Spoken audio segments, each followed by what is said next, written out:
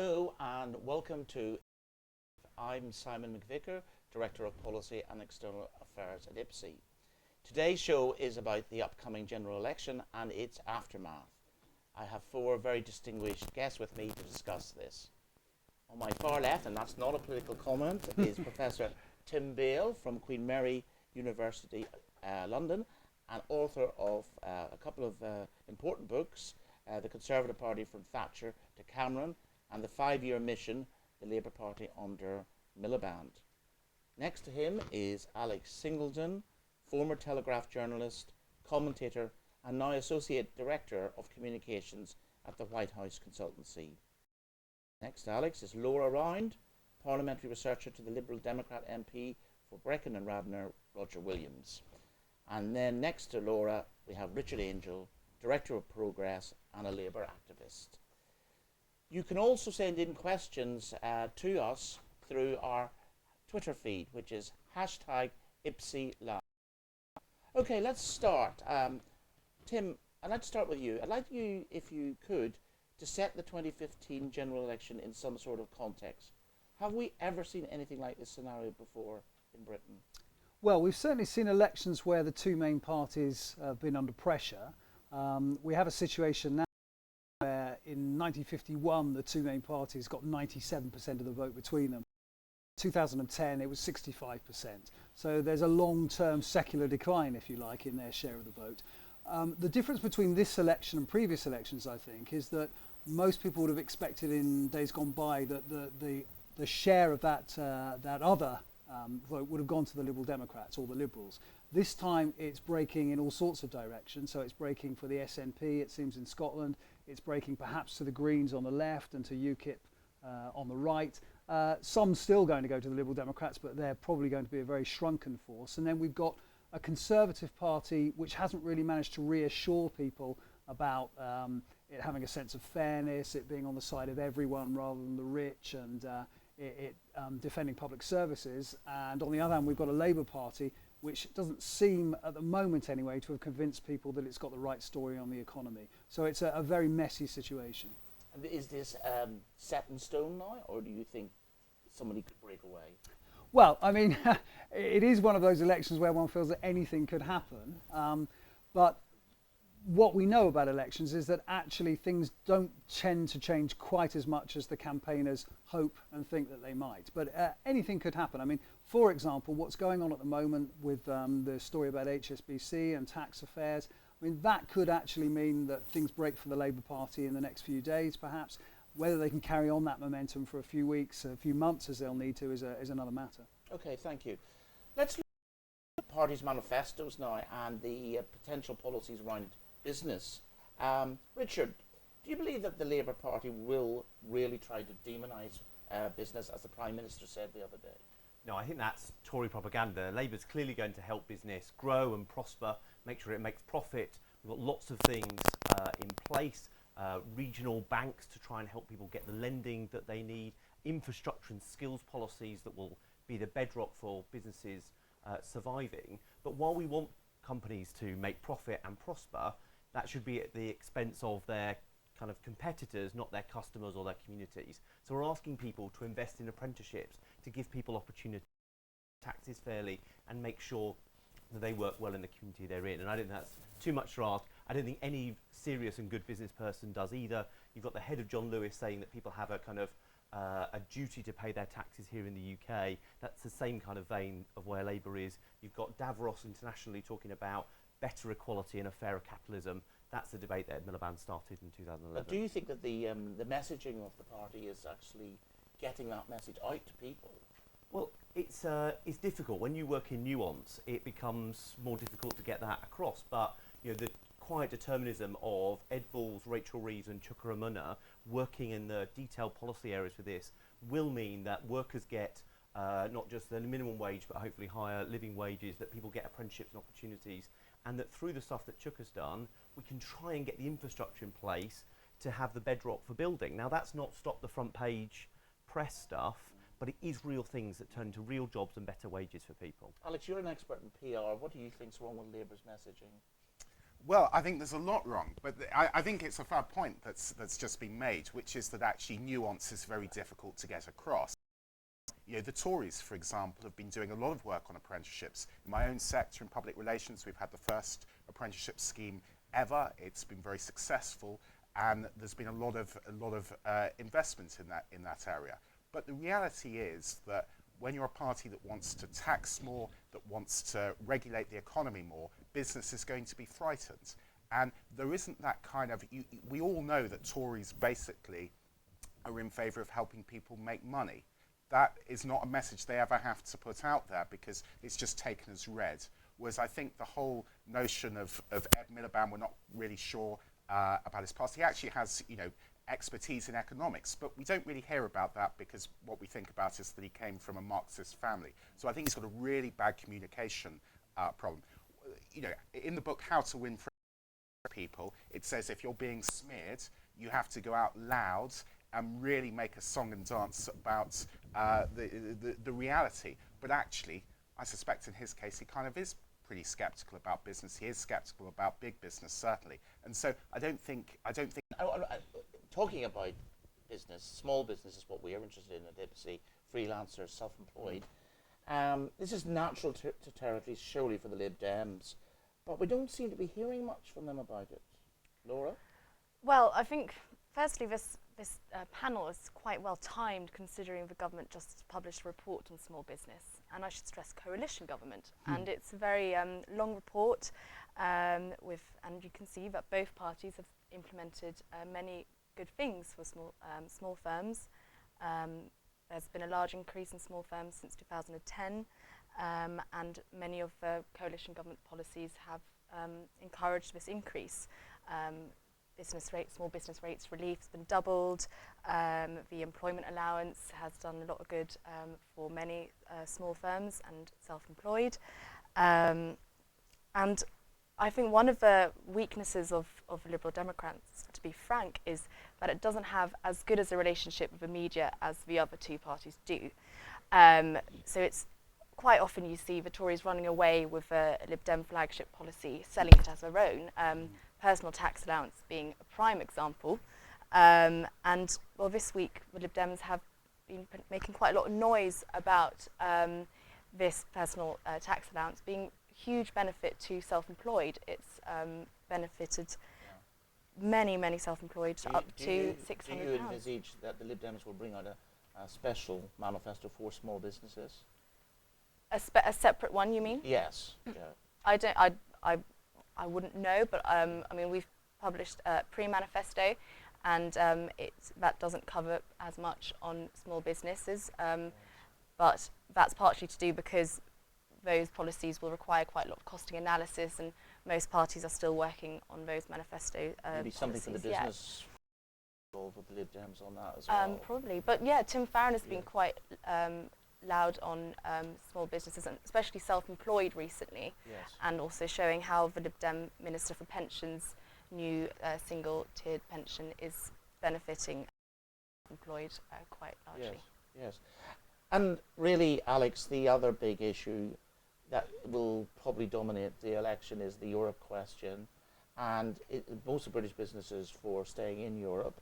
Do you think that that's going to have an effect on the Conservative Party and its relationship with business? Yeah, well, I think there's a diversity of views. I suspect that if you're a CBI member and you've got operations across mainland Europe, leaving the EU is a scary thing. I think if you're a small business that's perhaps trading more internationally or just trading within the UK itself, it's perhaps less on your radar screen. But I'm reminded of the 2001 election when William Hague tried to make the election all about Europe, and he went around the country saying that there were only 7 days to save the pound, there are only 6 days to save the pound. You know what? No one believed him because they knew that the Labour Party had promised a referendum.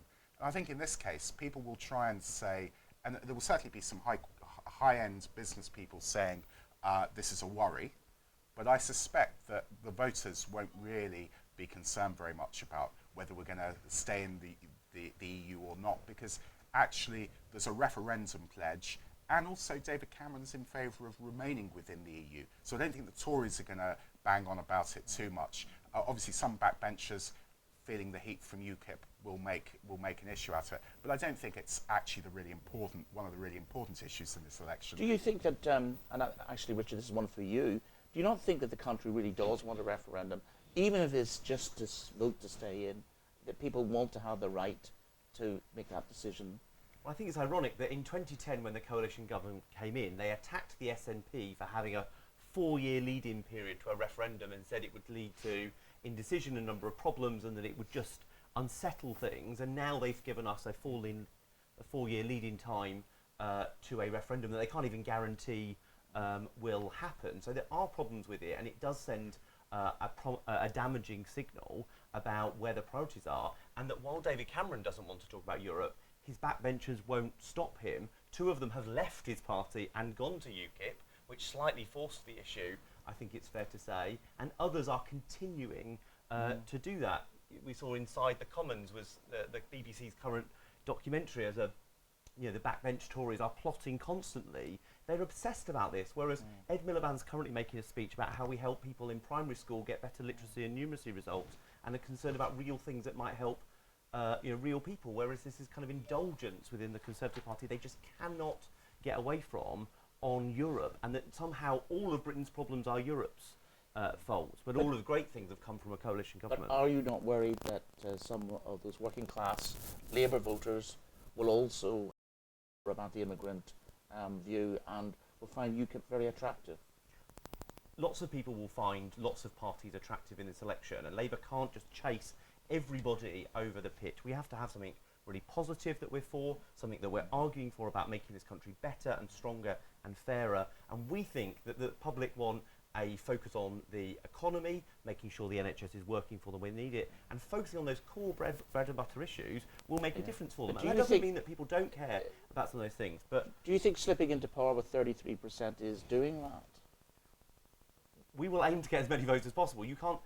You aim to get the most, but every party, no party is going to get a storming majority. 97. There's going to be no affirmation of a Tory government, and we're not looking for a 97-style majority for Labour this time. That isn't where the politics are. So there does seem to be a thing where this coalition government, none of the parties were able to do particularly well. The Lib Dems fell back and the Tories didn't do well, but they have claimed a mandate for things that were never in their manifesto. Reforming the NHS was never appeared on a piece of paper before the election. They've done it anyway and potentially ruined their chance of getting re-elected. So this mandate issue is one that all parties have to deal with, which is why we have to go deeper into the concerns of the British public and deal with their obsessions, not with Tory backbenchers' obsessions about Europe. Tim, just moving to the general election campaign as a whole, what impact do you think the Greens and UKIP will have actually on the major parties? Well, I think certainly if UKIP get anywhere near double figures in terms of share of the vote, that really is any chance of a Conservative majority gone. And it possibly will actually eat into the possibility that the Conservatives could even emerge as the largest party. So the Conservatives really do have to worry about UKIP. I'm not sure necessarily that chasing UKIP in terms of European immigration is the right way to deal with it, and that's the way that they've done it so far, but they have to be concerned about that. With the Greens, there's a risk to Labour, but I think it's probably less of a risk to Labour than the risk of that UKIP poses to the Conservatives.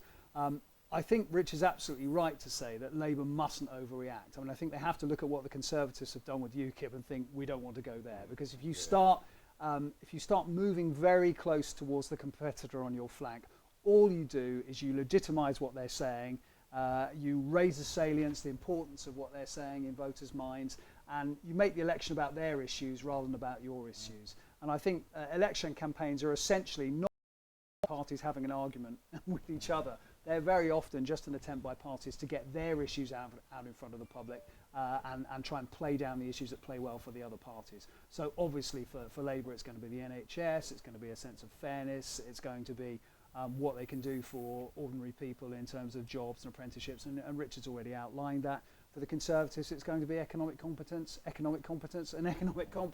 And if they talk about anything else, I think that'll damage their chances.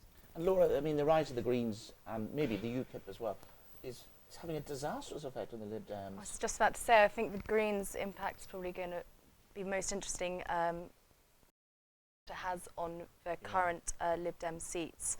I mean, the membership of the Greens has risen enormously. However, the one Green MP is actually not having an easy fight in Brighton at the moment. So it's interesting to see how that will play out. But I think the Lib Dems have to be careful with how they react to the Greens. What I think this coalition government probably hasn't given the Lib Dems as much space as they would have liked to implement green policies. But if you look at the pre-manifesto, there's already many green policies in there. So I think the Lib Dems are very much trying to win back their green can base. I ask you, is it trying to out-green the Greens is not going to work, is it? When they're the real thing, if you want to have green policies, you might as well vote Green. Yeah, and I think the main challenge that both UKIP and the Greens have is because they're quite a new party and they tend to be seen as a single policy. Considering the fact that we probably are going to have a hung parliament, they really need to work hard on developing the manifesto and showing that they have more to offer than just their policy. If the future government is going to depend on them, I think they really should take up that challenge. Can I just come in there? I mean, I think for all the parties, I mean, policy is one thing, but I'm not sure that actually policies really motivate people to vote Green, and I'm not sure policies really motivate people to vote UKIP. I think there's a wider sense of kind of disconnect, and that for the mainstream parties to try and copy the policies of those parties is actually kind of ignoring the main problem, which is, for some reason, they don't seem to be able to convince as many people as they used to that they can stand for them, and that's something they have to do something about. So being more environmental, I don't think is going to help the Lib Dems, and it's not really going to help the Labour Party very much. Being much tougher on immigration and even tougher on Europe is probably not going to help the Conservatives that much at this stage. I mean, I pick up that point because I've met both somebody who was a Conservative voter at the last election and will vote UKIP this time, and somebody that is Labour and is going to go Green. And it's not because they support these parties' policies, it's because they feel they want to send a message to the other parties. They're fed up with major parties in the way they have conducted themselves over the last 5 to 10 years. But UKIP does seem to be the biggest threat to the Conservatives, Alex. Wouldn't you say so? Yes, I think it's one of those ironies that 5 years ago UKIP was a free market Thatcherite political party. Now it's hard left, socialist, anti-business, Really? anti-immigration. It's anti all sorts of things. So they're in favour of taxes. They used to be in favour of a flat tax, which George Osborne floated. They're now very hostile to the market. They want to protect infant industries. If Siemens wins a train contract, they want to block it. So these guys are not in favour of business anymore, and they've become, because they're chasing Labour voters, they've actually moved significantly to the left. But their perception amongst Tory voters is that they're kind of some sort of old-fashioned Tory party back in the days when Tories were real Tories. And I think that's a very toxic thing for our politics. It will be damaging for the Tories. I think the Tories will have difficulty getting some campaigners out. But I think overall, I'm an eternal optimist. So I think there'll be a very small overall Conservative victory after the election. I think the reason for that principally is that people look to political leaders and they think, who's statesman-like? Cameron, we know, can be a statesman because he already is Prime Minister. You look at Ed Miliband and you're not quite sure. And therefore, I think ultimately it'll come down to personalities. Well, we'll come on to predictions later. Can I just say on this yes, UKIP point just very quickly? At the Yeah. moment, voting for them is a kind of cost-free option. But actually, if you look at what they're going to do, whether it's UKIP and what they're going to do to the health service with an insurance scheme, or the Greens who can barely pick up people, let alone their recycling, where they're actually running a council, if we can outline that these are not panacea parties, that you the main choices, because if you want progress for whatever you believe in, it's one of the big two parties that's going to get it for you. Let's turn to Labour then, and let's turn to Scotland, which must send shudders down the spine of any Labour Party activist. This SNP movement, the gains they're going to be, does seem to be real. I mean, I've been talking to people up there, I've been talking to pollsters. It does look as if it's going to happen. Surely that blows you out of the water. Well, look, the threat of the SNP, they've been very effective.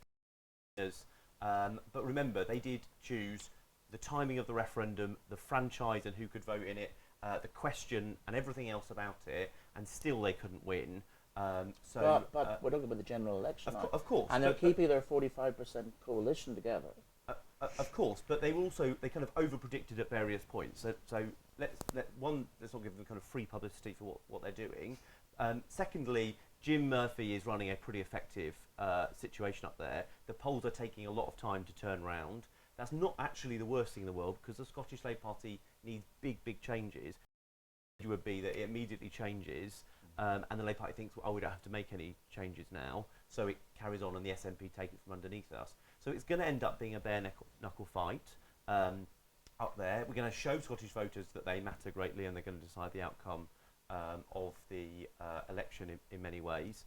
But I think it makes politics interesting, and it does down the idea that it doesn't matter who you vote for, because it really does. More than anywhere in Scotland, it matters who you vote for. Only a few years ago, the SNP were propped up by the Tories in the Scottish Parliament. You know, they will do a deal with anybody to get nationalism. Ultimately, if you want a values-led government with on the centre-left, as they're trying to portray themselves at, you have to vote Labour up there, and that's a message we're going to consistently get across in the few weeks and months. But Tim, do you agree with that?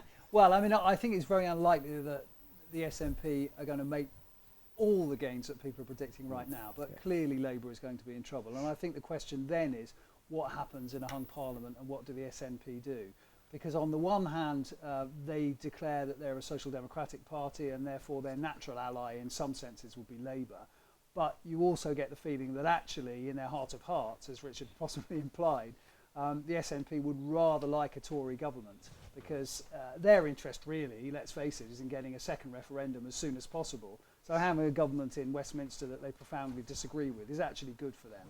So I think clearly there's one question about how many seats they're going to get. I think it's going to be quite a few. And then the second question is what they're going to do with those seats after. Well, let's talk about that in a minute. I have a question that's come in from one of our members, and they're talking about the fact that, you know, the two-party system is broken, that, you know, they're both polling around about 60%.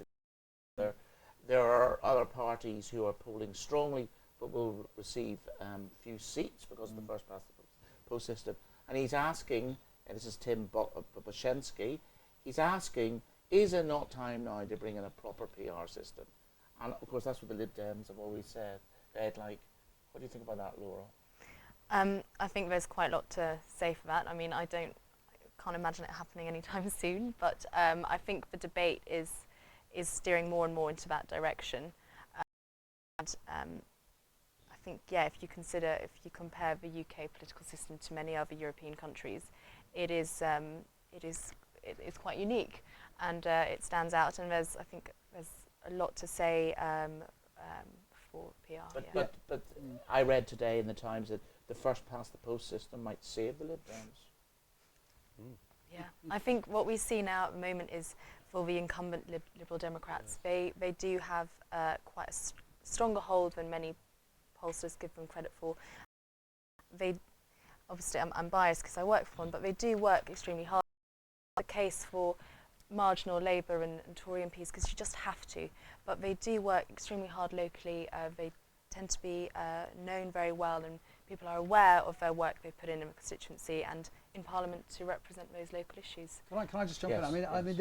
I think your correspondent's right. I mean, there's a fundamental mismatch now between the electoral system and the party system that we have. But the only way that's going to change, quite frankly, is the Conservative Party realising that it's eventually going to be in its best interest to move towards PR. Because at the moment, actually, the electoral system most disadvantages the Tories, who are the strongest supporters of that electoral system. And the reason is because UKIP possibly will gain 10, maybe even 15% of the vote, but may gain just 3 to 5 seats for that. And they're therefore absolutely hopeless, useless as a coalition partner for the Conservatives. Whereas in a PR system, the Conservatives will be able to do what other centre-right parties in Europe team up with the populist radical right party, you know, the equivalent of UKIP. But they can't do that now under the current system. So it will, I think, change in the end, but it'll actually take the Conservative Party to realise that it'll need to change. Do you Richard, do you think that Ed Miliband might do a deal on PR with one of the other parties? I don't think so at the start of it. I think partly because it looks like a reform just for Westminster rather than for the country and what the public want. I think if anything, what needs to happen, and there does need to be some agreement on this, I think, is a kind of referendum to the public on Lords reform, some form of electoral reform for the House of Commons, plus I would suggest compulsory voting, and that we've got to, because politics is in such decline, that you've got to kind of say to the public, you've got to step up to the mark as well to be part of the solution here. If you don't like the people who are there, the only solution is to get involved. Pretending there's kind of a consequence-free way of not being involved, I think is a big problem. And you look at Australia, where I've worked previously, and it changes the nature of their politics, that everybody can be involved, should be involved, and has to be involved. So let's move on now, and let's move to lunchtime on May the 8th, 2015. What has happened the night before? What will the political landscape look like? What government is going to emerge? And how long will this government last for? Alex, let's start with you on this one. Well, I think I've sort of expressed this already. I think there'll be a small Conservative majority. I think that they have probably they will run the strongest campaign. I think they'll have the most money. I think they'll have the most expertise. I think because Cameron is a pragmatist at heart, he's basically going to run an election campaign aimed at meeting the needs of the public. I think people are fed up still, particularly self-employed people, are fed up still that politicians always spend so much of their money on waste. And I think there is this clear message that Cameron has some Okay, so it's a clear-cut victory, but what's it going to look like, this government? It's going to be held a ransom by the European, the anti-Europe right? What's it going to be like for the country? My suspicion is there will be a referendum. My suspicion is that the population of Britain will vote against leaving, and then the issue becomes a non-issue for a number of years. I think it'll be quite a good government in that it will be able to do some of the reforms it hasn't been able to do because it's been in coalition. So I think it's going to be quite. And what about all the promises on tax cuts and things like that, which they can't deliver, can they? Well, I'm a believer in the dynamic models of tax. So if you cut, you often get higher revenues. Okay. Same question to you. Well, you've got a Labour government that's doing great things Majority? for your members. Fingers crossed, that's what we're all You working really out think week it's going to be a in, majority? week out. Even though you're losing 50 seats in Scotland, you're going to get a We're not majority. going to lose 50 seats in Scotland. We only hold 41, so Well, losing okay. 50 in Scotland would Well, be all right then, all right. quite profound. But look, let's focus on what this is going to mean for your members. They're going to get the business rates tax cut, which is going to come in immediately. Big programme of work when we set up the small business task force within government to help. Real action for your members on trying to get them access to benefits if they turn on hard times, access to mortgages where people who are self-employed often get turned away and are more likely to, and real action to get them pensions. I think only a third of your members are paying into a pension, whereas it's half of the economy generally. So there's good news with the Labour government coming for your members.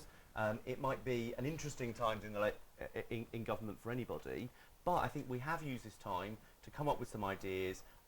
It sounds like with Charlie Faulkner, Andrew Adonis and other good people, they've got a good first 100 days plan ready for that Labour government, and you'll start seeing it hit the ground running. And if you're not in a majority position, who are you going to deal with? I think the most likely is it'll be with the Lib Dems in some form. I think it won't be with the SNP, and I don't think we'd obviously entertain the idea of coalitions with one or two Greens or one or two UKIP people for a variety of reasons. So I think that the Lib Dems will be the only real viable party for doing that with. There might be other agreements with the DUP or others. And will this government last, or will there be another election? I think there's a lot of salience to the fact that there might be 2 elections within a year, but not within 2015. Partly because you don't want to. Labour will never want to have an election in an autumn time.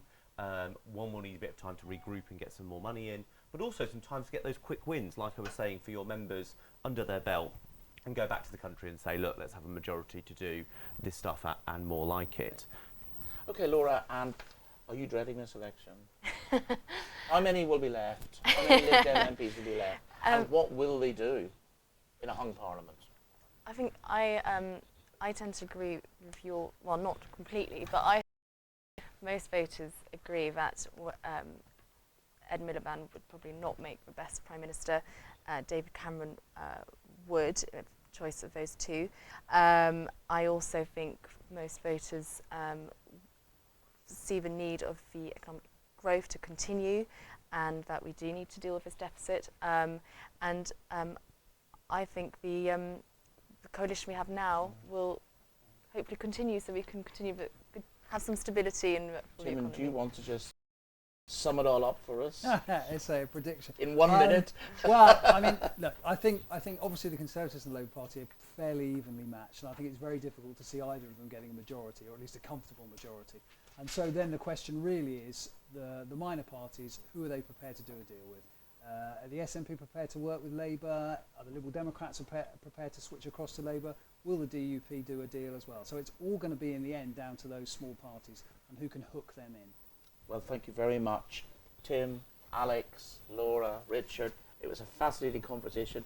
I think, I'm going to give you my prediction because I was challenged to do so. I think the coalition will be re-elected in one way or another. So until next time, goodbye.